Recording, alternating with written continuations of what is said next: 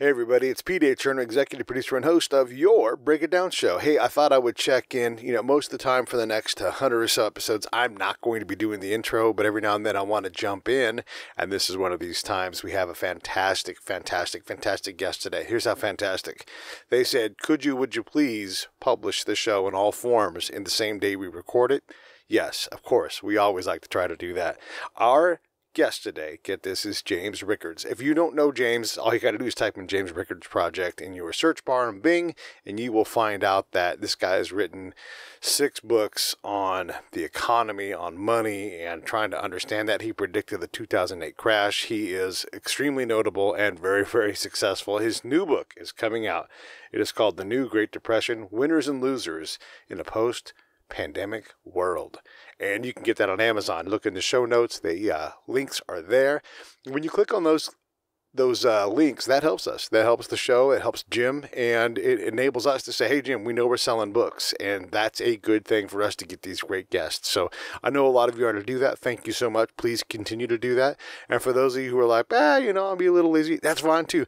Just when you think of it, try to use our links in general. Go to breakitdownshow.com and you can click on the Amazon link and shop as much as you want. If you sign up for Audible, by the way, I love Audible. I only hype the things that I use and love. And I'm telling you right now, I love Audible. Something else I love, and we're hyping now. We are officially partnered with Floyd's of Leadville. It's taken a little bit of time with the pandemic. It slowed a lot of things down, but if you go to Floyd's of Leadville and get any of the CBD products, you will get 15% off by typing in Turner15, Turner15 in the code box, and you will be able to get these things. I use this stuff. I have it on my desk right now. You're going to see it on my shots because I always have it with me. I'm either taking some from my back or my knuckles and my hands. If your hands are sore, you got to get some of this cream. It's fantastic. It really makes the pain. I mean, it sounds ridiculous, but it makes the pain go away, honestly. Anyhow, Jim Rickards is going to join me. By the way, I wanted to introduce you all to Michael Lucci, who is a friend of mine who lives in Texas. He's worked in the Illinois government, and I thought he'd be an ideal guy to talk about this because Texas is one of those states that's proactively trying to be better for its citizens in a way that makes a lot of sense to me. So it was cool to have him on and asking the questions because he's a guy that's going to help create policy in the future in Texas. And so here we have this interesting person who's going to apply what Jim is talking about in a financial sense, and I know you guys will dig that. Hey, seriously, all you guys, thank you so much. If you are into it and you want to support the show, you can always go to PayPal. There's a link right there at breakitdownshow.com. You can click on that PayPal link and just create your own monthly subscription. A small amount of money, $5, $15, $20, whatever it is. I will put that money right back into the show and make the show grow even bigger. Thank you all so much for all of your help. Thank you. Very helpful. And here comes James Rickards. Lions Rock Productions. This is Jay Moore. This is Greg Cruz. This is Bryce Vine. This is Dexter from The Offspring. This is Nathan This East. is Sebastian Younger. This is Daryl Ames. This is Stuart Copeland. This is Mick Gillette. This is Andy Summers. This is Dr. Bob Greenberg. This is Gabby Reese. This is Rob Bell. Hey, this is John Leon Guerrero. Hey, and this is Pete A. Turner. Hi, this is Jim Rickards, and you're watching The Break It Down Show. And now, The Break It Down Show with John Leon Guerrero and Pete A. Turner. This is incredible. There's actually a lot of news going on that we think is relevant to what you've been writing about, Jim, as there's people all over the Capitol. And I guess I'll throw it over to Michael because he's read your recent book, and I'll get all these links going. But Michael, tell us why we're talking to Jim today and start us off with the first question. Well, first, I want to thank you, Pete, for having me on. I've been following Mr. Rickards' work for probably about a decade now, and it's been fantastic for providing some guideposts for understanding what's happening. But Jim, because there is breaking news right now about protests getting into the Capitol, and we saw something on the other side politically over the summer, and you have a chapter in your book called, I believe, Civilization's Thin Veneer, where you talk about how pandemics, in particular pandemics with lockdowns, have more than immediate effects, more than first order effects. And given that this is right now in the news, I wonder if you might explicate that and tell listeners what you're looking at there and how they could understand the relation of a pandemic to what we're seeing with political turmoil. Sure, Michael, I'd be glad to talk about that. And specifically, you're pointing to Chapter 5 of my new book, The New Great Depression. You know, Chapter 1 deals with the where the virus came from and the medical aspects of it. Chapter 2 is the lockdown. Then we get into the economics and the depression. But Chapter 5 is about the mental health aspects of this, which are very much underreported and not very well understood. And I had to, I started writing the book. This is the first book that deals with both, with the pandemic and the economy. It's the first and only book out there. A couple doctors wrote some books on COVID, but this is mostly about economics. But of course, you start with the pandemic. And so when you want to research something that's new and there's no other books on it, how do you do research? Well, I look back at prior pandemics. I thought that was a good baseline. And in particular, some very good books on the Spanish flu of 1918, 1919. And they're all in the endnotes to my book. But one of the interesting things about that was, first of all, it was horrific. The estimates today are 100 million people died, more than the Black Death, more than the total victims and fatalities in World War I. And yet almost nobody talked about it. You say, well, gee, there must have been great novels written in the 20s and 30s about the Great Spanish. The answer is no. A couple works, and I cite them, but not very many, not relative to the size of what happened. And part of the reason for that is that it was almost too much to handle. There was there were serious lifetime mental disturbances, behavioral changes, adaptations that came out of that. So using that as a baseline, I brought it forward. There was scientific medical research that supports what I'm pointing to. And it kind of goes back to Chapter 2, which is the lockdown. We've killed more people with the lockdown than we have saved. Lockdowns don't work. That's very clear, and I talk about that in the book. So what do I mean? We killed people with the lockdown. Suicide rates have tripled. Depression, anxiety, anger, alcohol abuse is up. Drug abuse is up. Domestic abuse is up. Et cetera. And then I sort of connect the dots to, theory. COVID, the pandemic had nothing to do with George Floyd, but why was it the case that after George Floyd died, there were peaceful demonstrations? Fine. That's our First Amendment right. No one has any problem with that. But we saw some of that. But that's not mainly what we saw. What we saw: riots, arson, looting, destruction, shooting in the streets, the autonomous zone in Seattle, et cetera. Something that you have to go back to 1968, and I lived through the 68 urban riots to find a comparison. And how much of that was because, not just because of George Floyd or because of grievances, but because people have been, locked up, locked down, a lack of socialization, and these factors I mentioned, depression, anxiety, et cetera, had really come to the fore. And the answer is a lot. So, but actually flip back to, I had a book that came out in July 2019, Aftermath. So the new book is The New Great Depression. Go back to Aftermath, my 2019 book, page 290, and have a look. It says the odds of a pandemic in the next several years are 100%. I said the chance it won't happen are zero, but same thing. So the pandemic is coming. And then I talked about armed quasi-militias in the streets.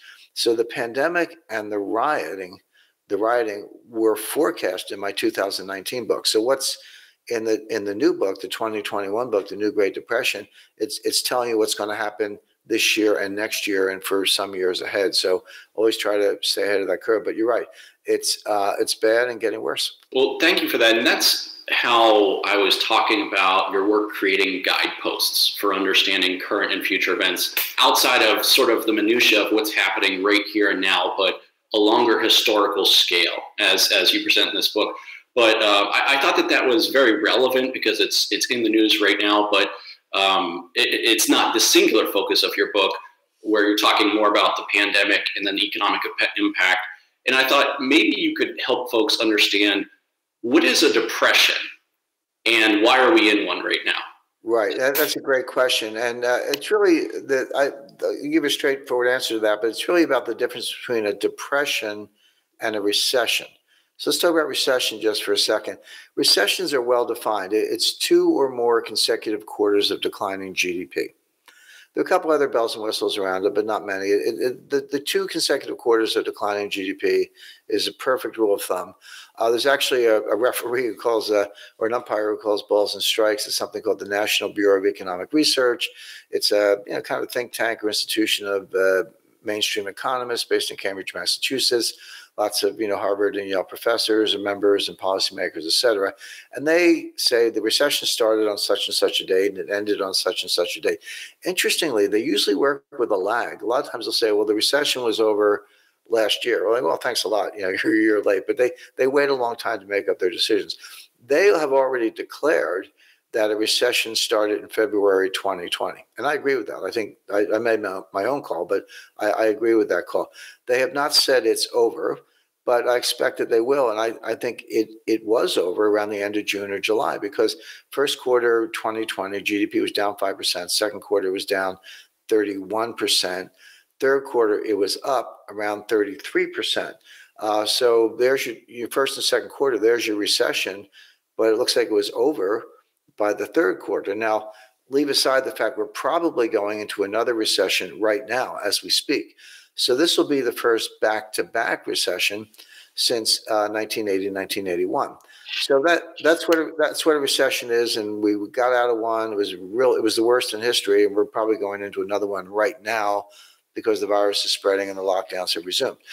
A depression is different. A lot of people say, well, if a recession is 2 quarters of declining GDP and a depression is worse than a recession, then a depression must be 10 quarters of declining GDP, as if it's a really long recession.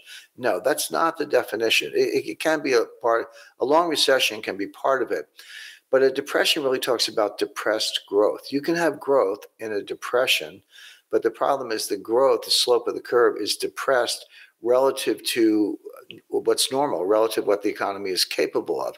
Good example, the recovery, so-called, between 2009 and 2019, after the global financial crisis of 2008, 2009. That recovery produced 2.2% annual growth. Well, there was a recovery, but the post-1980 normal recovery was 3.2%. So for 10 years, it was the weakest recovery in U.S. history. We had 2.2% growth, but the baseline, the trend was 3.2%. That 1% doesn't sound like a lot. Sorry, when you apply it to a $20 trillion economy and compound it over 10 years, you're talking about $4 to $5 trillion of lost wealth. That's how much wealth we did not produce, how much we left on the table by not being able to have a stronger recovery than we did. That's a depression. It's depressed growth. We were in one then. We're in one now. So everyone's like, well, wait a second. Third quarter 2020, we had about 33% growth annualized.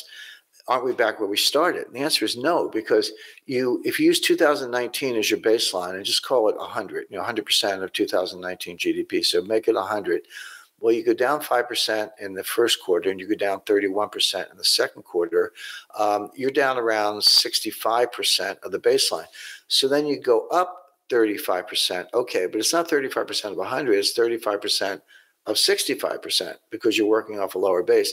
So that's more like about 20. So it gets you back to 85. And if we have, say, 8% growth in the fourth quarter, that's the best estimate I've seen. Okay, that's another 6 points or so, but you're still only at 91. You're still way below the 2019 baseline. It's like you fall into a 50-foot hole and you climb out 20 feet. Well, okay, good climbing, but you're still 30 feet underground. You never got back to where you were. Good example of that, in 1929, people are familiar with the October 1929 stock market crash, the start of the Great Depression, and I call my book The New Great Depression because I think that's the right frame of reference. So the market crashed in 1929. It went down 89.2%, almost 90%. That's what a real stock market crash looks like by 1932. When did it regain the 1929 level? When did it get back to where it started? The answer is 1954. It took 25 years for the Dow Jones Index to get back to where it was in 1929. A lot of people didn't live that long. So that's what depressions are. That's what they look like. We're in one now. You can have growth during a depression, but it's depressed growth. You don't dig your way out of the hole. Is this sort of like a fragmented depression as well? I mean, it seems like a lot of industries have crushed it during the COVID time. And then there's, millions of people that are off the working rolls that were there recently. So it's like restaurants crushed, but Amazon dominant. And a lot of other businesses have exploded during this time. So is this I don't know, can we explain the array and the differences in terms of who's depressed and who's not, or does it not work that way? No, it does work that way. It's a very good point. I always tell people averages hide more than they reveal. You have to look behind the average to the components and what's called the degree distribution. Is, if the average is here, well, if half the people are here and the other half are over here, that's a wide degree distribution, relative to the middle. If everyone's clustered around here, okay, the average tells you something. But if people are here and here, what I call barbell, that's a very different state of affairs. And that's what we have today. When you said a lot of industries are doing well, I would say some industries are doing extremely well, but it's really 7 companies. And I can tell you what what they are. It's Apple, Amazon, Facebook, Google, Netflix, Microsoft, and Tesla. And, people look at the Dow Jones Industrial Average gets a lot of attention, but, professional investors, asset allocators look at the S&P 500. Well, you might as well call it the S&P 7, because the S&P 500 is a cap-weighted index. That means your market capitalization determines your influence on the index. Well, the 7 companies I just mentioned are about 40% of the market cap of the entire S&P 500. What about the other 493? The answer is they're flat to down. They're not doing well at all. There are some exceptions. Best Buy is doing okay and a few others. But the 7 companies I mentioned are practically the whole index. And they are the least affected by the pandemic. I mean, they're all technology, online selling in the case of Amazon. Tesla is really a technology company. They make batteries. The cars aren't that good, but they've made some breakthroughs in the battery area. They're all technology. So who's suffering? Well, you mentioned some of them. Restaurants, bars, dry cleaners, nail salons, shopping boutiques, etc., are suffering badly. They're getting crushed. Now, people go, yeah, but they're small business. They're not as big as Apple, whatever. Sorry, small and medium-sized enterprises are 50% of all jobs and 45% of GDP. It's half the economy. If you crush them, and you've crushed half the economy. That's why we're in a depression. We're back in a second recession. We're not going to recover anytime soon. And, you got guys like Larry Kudlow. Larry Kudlow's a decent guy. I met him, but he's got the worst forecasting record of anyone I can think of other than the Federal Reserve. So what was Kudlow doing in April and May? He was running around yelling, pent-up demand, V-shaped recovery, down fast, up fast, pent-up demand. It'll all be good by the summer. And as soon as I heard pent-up demand, I thought, green shoots. Remember 2009, everything was green shoots, There were no green shoots. We got brown weeds. So let me just give you an example to back that up. So my wife and I, we were, like everyone else in March, April, May last year, we were quarantined and, didn't go out, et cetera. And then by July, things started to open up a little bit. Well, my wife and I usually go out to dinner on a Friday night. So in July, we went out to dinner because some restaurants were open. We sat down. I did not order 9 dinners. I had skipped 9 Friday nights, but I didn't order 9 dinners. I ordered 1 like I usually do. There was no pent-up demand. Those other 9 dinners were permanently lost. That's if the restaurant reopened. A lot of places don't reopen. They're done. It's not a question of, got to lock down until the pandemic goes away. They're done. They walked away from the lease, terminated their employees. Their equipment's up for sale for pennies on the dollar, move to another state, maybe start over. That's the American way. Those businesses are done. They're not coming back ever. Well, that's half your economy is in that mode. So, and you're right. Even the unemployment figures don't reveal the extent of unemployment, because if you have left the workforce, you're not counted as unemployed. You don't have a job, but you're watching TV or whatever, but you're not counted as unemployed unless you're out looking for a job. Well, guess what? And I'm talking about able-bodied people between the ages of 25 and 54, right? So not, your 65-year-old who still wants to work, or, there are plenty of reasons for not being in the workforce. You could be a student, you could be disabled, et cetera. 25 to 50-year-old prime working age, able-bodied Americans, there are at least 10 million of them who are not in the labor force, who are not counted as unemployed because they're not looking for a job. Maybe they've given up. Maybe there are no jobs. Maybe they're discouraged, et cetera. And so if you add them to the official unemployment numbers, unemployment's a lot closer to 15% than it is the 7 or 8% that they're reporting. So things are a lot worse. A lot is being ignored or overlooked, and it's not coming back easily. Well, Jim, you beat me to the punch on that, where I was going to ask you, why is it that when employment, the number of people working in the United States over the past year has fallen by in the household survey, about 10 million, but unemployment is only up by 5 million. And it's, that gap, that's just the 1 year gap, not the long-term, able-bodied people who are out. Right. That gap is the workforce dropout that you talked about.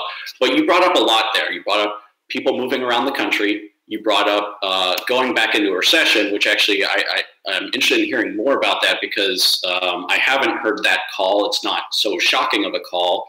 I wonder if you could talk more about that and talk about how much of re-entering a recession do you think is the pandemic itself flaring up, which will, of course, cause behavior changes versus the governmental policy changes, reimposing lockdowns, because I think that is something that can be drawn out more. How much is pandemic? How much is policy? Well, they're closely linked, of course, and that's the point. But I say that in the book, and actually, I think the first sentence I say, the virus did not cause the depression. The virus caused the pandemic, but it was our policy response to the pandemic that caused the depression. So, in other words, you had a lot of choices. You had a lot of policy choices. Lockdown, don't lock down, mask, no mask, getting a vaccine, not, etc. These were all policy choices forced on us by the virus. But the virus, and the other thing is you got to, and this is really hard, and I try hard to do this myself, get the politics out of it. I mean, politics matter from a policy point of view, but get the partisanship out of it. And I say in the book, the virus is not a Republican or a Democrat. It just wants to kill you. That's all you have to know. The virus wants to kill you. It doesn't really care who you voted for. So get the politics out of it. Leave it at the door. Use good science. Use common sense. Use experience and history and some other guides to figure out what to do. Now, as far as being in a recession right now, the linkage is direct. So the pandemic right now, as we speak, is worse than it was in March and April. Caseloads are higher. Fatalities are higher. Hospital utilization is higher. It's more widespread. And we have a new strain coming in. They call it the English strain, if you want. It appears to have arisen in South Africa and southern England. But it's in the United States and spreading all over the world, and you can't stop it. Now, this is a mutation. Mutations are the norm. Viruses mutate all the time. But the question is, some of the mutations are harmless. I mean, there are thousands of, chemical chains or links on a genome. Some of them have no impact on contagion or lethality at all. And so they kind of don't matter, but some do. And so you have to look at the mutation, understand what it's doing. So ask yourself two questions. When you get a mutation, we have a new one now. Is it more contagious? Well, the early evidence is yes, this is much more contagious. And then I love people saying, yeah, but the fatality rate's not higher. The key word is rate. The rate is not higher, but the number of fatalities is higher. Whenever you have more cases, you're going to have more deaths. Now, the percentage, one divided by the other, might be the same, but the absolute number is greater. So when you hear people say the fatality rate is not higher, don't take any comfort from that, because if the contagion is higher, the fatalities are higher, even if the rate is the same. And so we're getting more cases, more fatalities, more spread, new strain or variant based on the mutation. And then the bigger question, the biggest question is, does the vaccines we have, do they work against the new strain? And it's too soon to tell. We don't know that. Hopefully they will, but we can't be sure of that. And the fact the vaccines we have are experimental because they were rushed through the clinical trials. Now, I don't object to that. We got a pandemic. Get the vaccines out as fast as you can, but understand that if you get it, you're a guinea pig, because we really don't know as much about it as we usually do. So for all those reasons, we're now getting the policy response, and this goes back to your question, Michael. We're getting the policy response. What's the policy response? Lockdowns. Well, I have a whole chapter 2 in my book, The New Great Depression. I explain lockdowns don't work. They just don't work. You can do them. They do not stop the spread of the virus. They do destroy the economy. They're very bad at stopping the spread of the virus. They're very good at destroying the economy. And that's what we're doing. So you've got a new strain. You've got a new spike in cases. You've got new lockdowns, from Gavin Newsom to Andrew Cuomo, Gretchen Whitmer, and all our favorite governors. And so you're going to go back into a recession. It's not that complicated.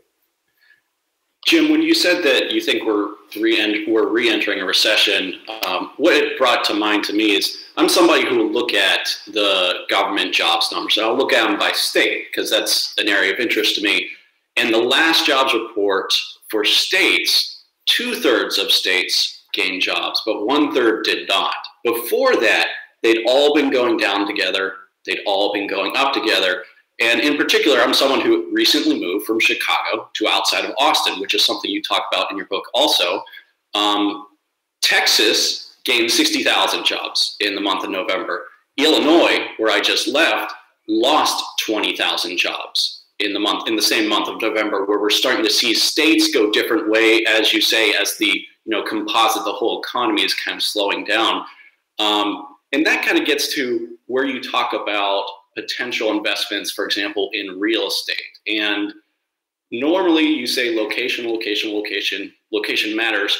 Where in the city should I buy my real estate? But you talk about it beyond just that. You start talking about states that you choose between for real estate investments. And for us, where we actually live, the state we live in, could you go into that more? What are you seeing in terms of where people are choosing to invest, where there's going to be a better return on those type of real estate investments, and why that is? Sure. Now, typically, let's distinguish between residential real estate and commercial real estate. And usually they move together because they're influenced by the same factors. So, they'll go up or down together based on interest rates, where we are in the business cycle, some demographic factors, et cetera. There's slight differences, but they kind of go up or down together. That is not true today.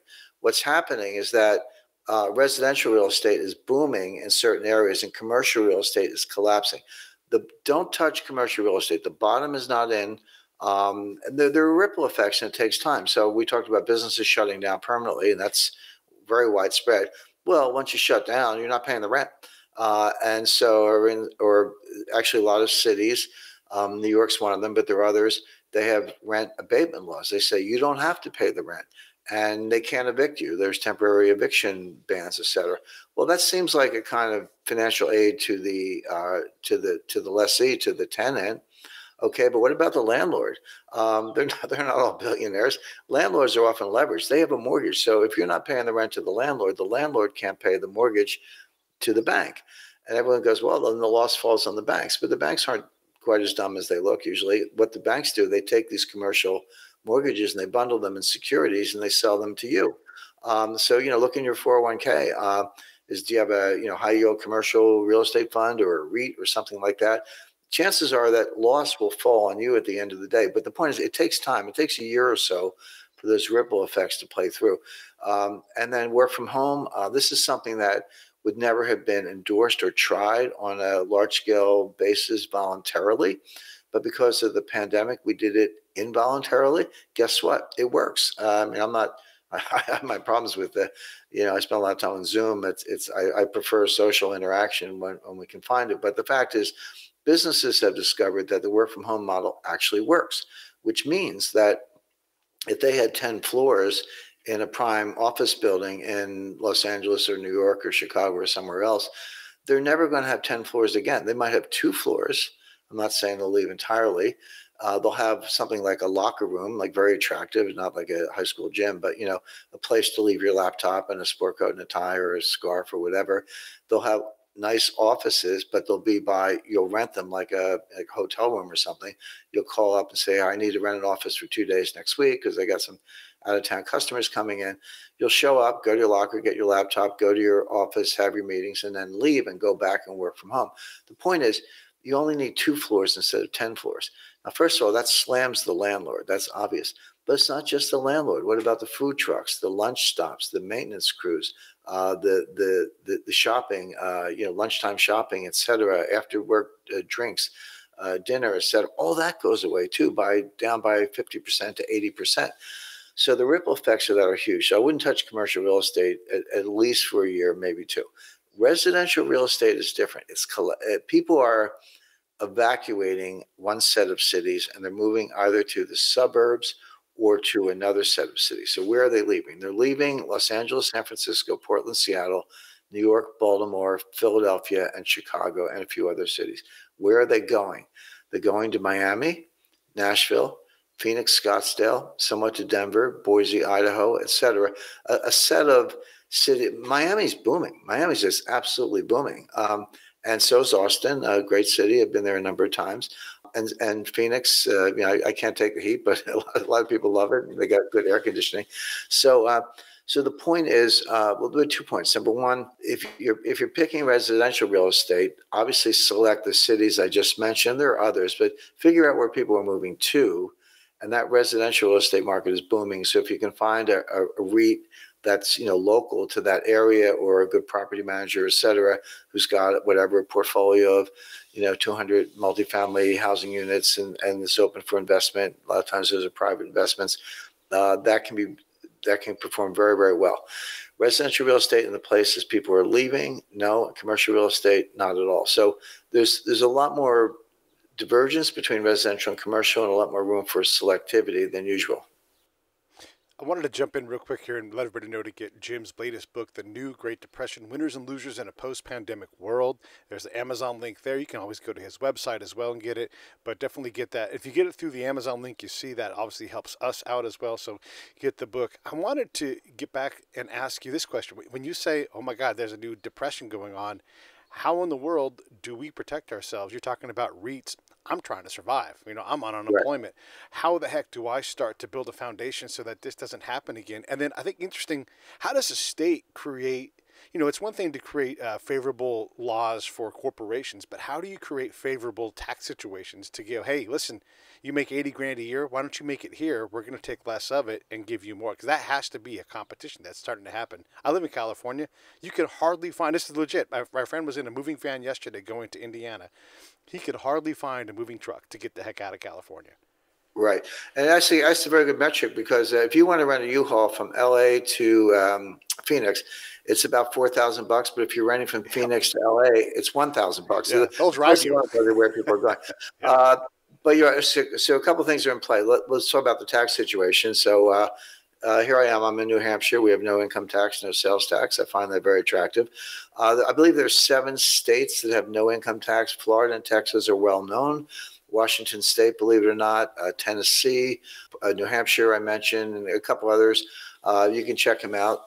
And then some of these states have no sales tax either, and New Hampshire is one of those. It's not small change. I mean, 8%. I moved out of Connecticut. I lived there for 30 years. Connecticut has an 8% income tax and an 8% sales tax.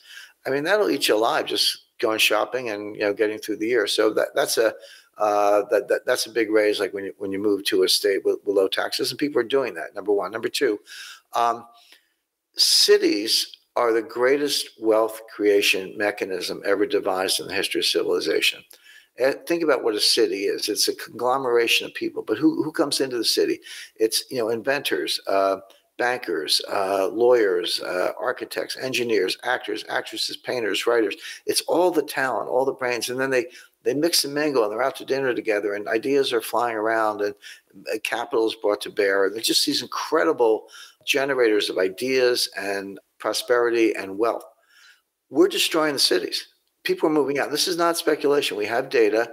For example, when you move, you have to you usually file a change of address form at the post office. Tell them, if any mail comes to the old place, send it to the new place, and they will for a year. Well, that's publicly available information. And just through October 2020, and it's got worse since, but just through October 2020, there were 300,000 change of address forms filed in New York City. Now, if you assume, and that's per household, but if you assume 3 people per household, so, some more, some less, but an average of 3 people per household times 300,000 forms, that's almost 1 million people who have left New York City. And who leaves? Well, it's the most talented, and the people with the most money, or the people with the second homes. They're the first ones to go because they have the flexibility. So we're destroying these great wealth creation mechanisms. We're sending the talent elsewhere. And again, some of it's going to the suburbs, and what they call the exurbs beyond that. Some of it's going to the country. I have a farm in New England, and I hear stories from my neighbors. People from New York or Brooklyn, they're buying places sight unseen. I mean, they go online, they do the virtual tour, they call a broker, they put it in a binder, and then they drive up to look at the place they just bought. Try getting a carpenter or a plumber. You can't. These people are booked 6 months in advance or longer, because as soon as you buy a house, people do renovations. So there's a major migration. It kind of, looks like the Black Death in the 1350s. People are just doing everything they can to get out, not just get away from the pandemic. That's hard to do, actually, although it's part of it in terms of the density. But get away from the riots, get away from the high taxes, get away from the bad government, get away from the lockdowns, and they're fleeing to places with better environments. Jim, I want to push the idea of states a little bit with you. I'm someone, I used to work with the previous governor of Illinois. I'm down here in Texas. I want to see if I can mine some ideas here. In your book, you talk about the role of gold as a monetary asset, and it can be useful at the federal level. In certain, say in a crisis, there's a certain way it could be used to generate inflation. It could be used to also create some stability.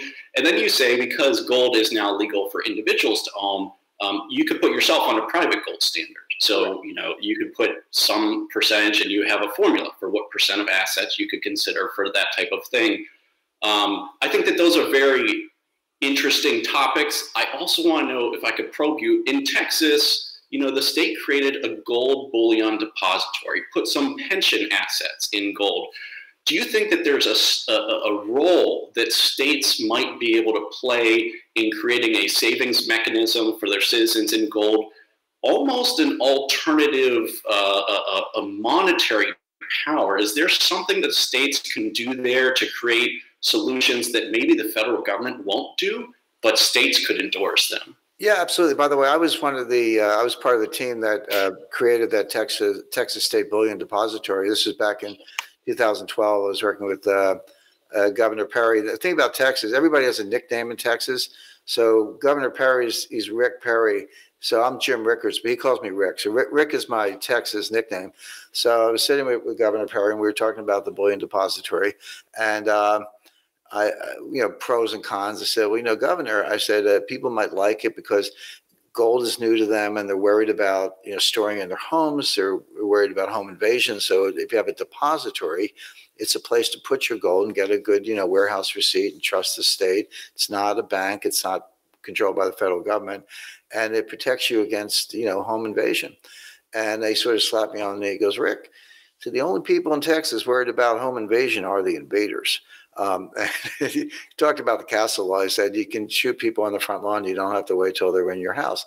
I said, okay, Governor, you're probably right about that. But seriously, it's a very good idea, and states can play a role. And the important thing about that depository is, as I said, it's not a bank. It's not regulated by the FDIC or the Federal Reserve Board or the state banking regulator. But it's a trusted counterparty, because I think Texas still has a good form of state government. So when you drop your gold off and you get your receipt, that could be used as money, by the way. That we talked about this. That could be a negotiable instrument where I sign it over to you, and you can show up at the depository and get the gold. But they haven't gone that far yet. But there is one way to do that. At which point you sort of have state issued gold-backed money. Kind of an interesting concept, but you can get to that very easily. So short answer is yes. There is a role for states to play. Get out of the federal banking system. Get out of the payment system. Give people a secure place to put their gold without, worrying about some of the logistical issues, the storage costs, et cetera. And it's a very good idea. Well, I'm going to try to steal that from you and see if I can make some hay with it down here. Seems like there are components of an alternative monetary system, but it's not all there, and we want the best for the country. Right. Sometimes that means states try different things, and that helps the country learn. I wonder if I could go the other direction with you. In some of your previous books, Currency Wars in particular, you talk about international rivalries and how countries use their currencies, to sort of beggar thy neighbor policies to get trade gain, but it just goes back and forth, back and forth. Right. With this pandemic, is there a winner in terms of a country that has made relative power gains compared to other countries? And of course, I'm talking about the United States and China. Is it too early for that? Is it possible that one country or the other made a relative power move against the other that that speaks to the future between the two countries? Right. You're right.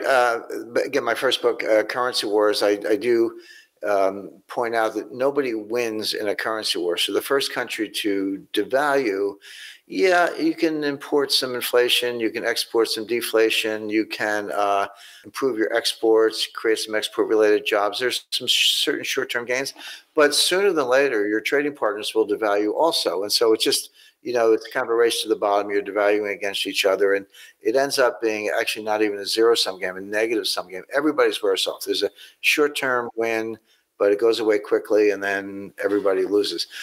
Then they say they go to trade wars. So and this is exactly what I said this in 2011, but it's exactly what has happened. The currency wars are still around. I love headlines like "New currency war started." No, it's the same currency war we've been in 2010. These are just different battles in the same war. But sooner than later, they morph into trade wars, and we saw that break out in early 2019 when President Trump put on, he put on tariffs on solar panels and refrigerators. Well, guess what? Guess where the solar panels and refrigerators come from?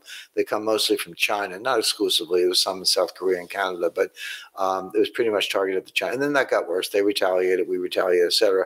So then the trade wars, again, gives you that short-term pop. The U.S. was collecting a lot in tariffs, still is. But our trade deficit has not gone down. So again, short-term gain, but not a long-term benefit. So then you go to shooting wars. And that was the warning I gave, which was that's exactly what happened in the 1920s and 1930s. The currency wars broke out in the 1920s. The trade wars broke out in the 1930s. And by 1939, we were in World War II. So the currency wars are here starting in 2010. The trade wars, started, you can say 2019, maybe sooner by some measures. Are we getting closer to a shooting war? Well, let's hope not, but we probably are. And so but also the first two chapters of the book Currency Wars, I talked about, I was a facilitator, designer, and then participant in the first ever financial war game conducted by the Pentagon. We did it at the Warfare Analysis Laboratory, at the Applied Physics Laboratory. It's a top secret government lab about halfway between Washington and Baltimore, but they have a facility like a war room, big screens on the walls and seats and all that stuff. And we did a financial war game. And the Pentagon didn't need any help from me on war games generally, but they did on financial war games because you have a lot of new questions. We designed it. It was like writing the rules for risk, right? So what are the teams and how many moves and how many days should it take place and what experts should be invited? So it was kind of fun designing the game. And then we played it. And I figured, well, if we want to make it realistic, let's do some dirty tricks. So I had drinks and dinner with a friend of mine that I had recruited who was on the Russia team. I was on the China team. And I said, let's do this. We didn't tell anybody at the Pentagon or at the laboratory. We just said, we'll do it because that's the real world, right? You back channel communication. So I said, China's going to announce a gold standard, and I would like you to get your Russian team, comrades to join us. And we'll have a gold-backed currency. We'll put the gold in Switzerland. A lot of details involved. We'll sink the dollar. So that was what we wanted to do. So as China, we announced our move. We were kind of laughed at and ridiculed because there are a bunch of Harvard, eggheads there, and they don't understand gold, so they kind of ridiculed us. And then there's a red cell, blue cell, but there's a white cell. The white cell, they're the referees, and they said, your move is illegal. You can't do that. I said, wait a second. It's a war. This is a war. There's no illegal moves in a war. You can do whatever you want. So they finally agreed to that, and once the laughter died down, the Russian team did not join us, but China persisted. And at the end of the game, they awarded us power points. In other words, our relative power was improved. I got home after a couple of days. My wife said, how did it go? I said, well, good news, bad news. Good news is my team won. Bad news is I played China. The answer is yes. Gold is central banks were net sellers from 1980 to 2010.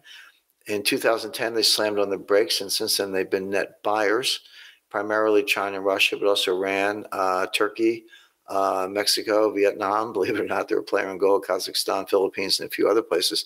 So, yeah, we're not on a gold standard. I always tell people who like gold, they call them gold bugs or whatever. I mean, I invest in gold. I I consider it a monetary asset. I don't consider myself a gold bug, but they bang the table and say, we need a gold standard. And I say, well, be careful what you wish for, because if you have a gold standard, you're not going to make any more money. The way you make money is when you're not on a gold standard and the monetary authorities completely bungle the process and the dollar price of gold goes up. You can make a lot of money in a messed up world. If you actually had a gold standard, the gold standard is fixed, so you don't make any more money. So I think a gold standard could be a good thing. I put the country first. But if you want to make money in gold, you should not hope for a gold standard. You should hope for chaos, which is what we're getting.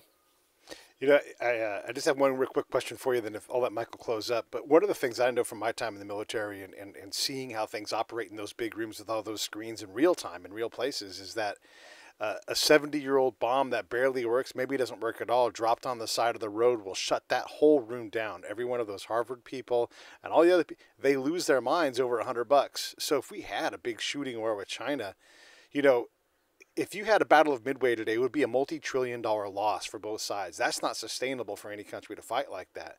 But if you're taking old surplus weapons and just causing the entire machine to shut down, you can really cause a lot of chaos for a very small amount of money. And I can't imagine China wants to sink a bunch of aircraft carriers of their own. They want to go out and do something like that, I would imagine. Yeah, look, I think China's pretty much of a facade. I think they're extremely weak. Over-indebted. They've driven their economy with investment, but most of the investment is wasted. If you apply generally accepted accounting principles to China's GDP calculation, you would be writing it off as fast as they were investing it. Because I've been to China, I've been there many times. I've got mud on my boots out in the construction sites and the ghost cities, and I've been all over the country, not just in Beijing and Shanghai, and I've seen all this. And these ghost cities. So they got a couple skyscrapers and they got a country club and a hotel and a highway exit and a transit stop and a golf course and shopping and apartments and all that. It's all empty. It's empty. And I said, they always send the communists around with you to keep an eye on you. And I said to the communist provincial official, I said, this whole thing's empty. And he goes, oh, but they're coming. They're coming. It was like Field of Dreams, just if you build it, they will come. Well, two things. One, they're not coming. And B, people don't understand obsolescence in commercial real estate. You can't just build it and mothball it and open up in 10 years. The windows fall out. You need, it's actually when people are living, when they're in the building, that's maintained and sustainable.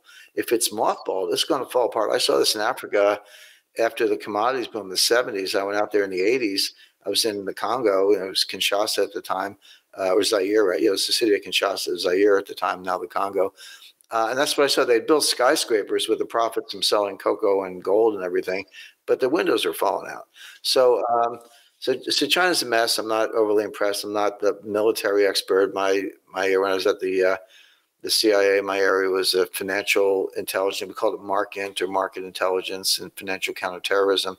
We were always jealous of the military because you guys had the really cool stuff. The best technology was forward deployed with the military. We had what we had, but yeah, that was. I'm a spy. I got a pen and a notebook. That's my technology. Well, you can't. Well, you know what? I went to Moscow. I took a pen and a notebook because you can't hack it. Yeah, that's for sure. Hey, well, I don't want to take any more time. You said we could have you for about 45 minutes, but yep. I really appreciate it. Your new book is called The New Great Depression: Winners and Losers in a Post-Pandemic World. Get it on Amazon. Hey, man, thank you so much. We're going to get all versions of this show out right away to support the cause. I'm on board. I'm going to buy the book. And just thank you so much. Michael, anything in closing? No, thank you again, Jim. And, having read this, I think it provides great new guideposts in this very recent event. But I also think that it's worth considering in the corpus of Jim's work of several books in a row that have been laying out guideposts to help readers understand how this all fits together. Thank you. Thanks, Jim. Thank you so much.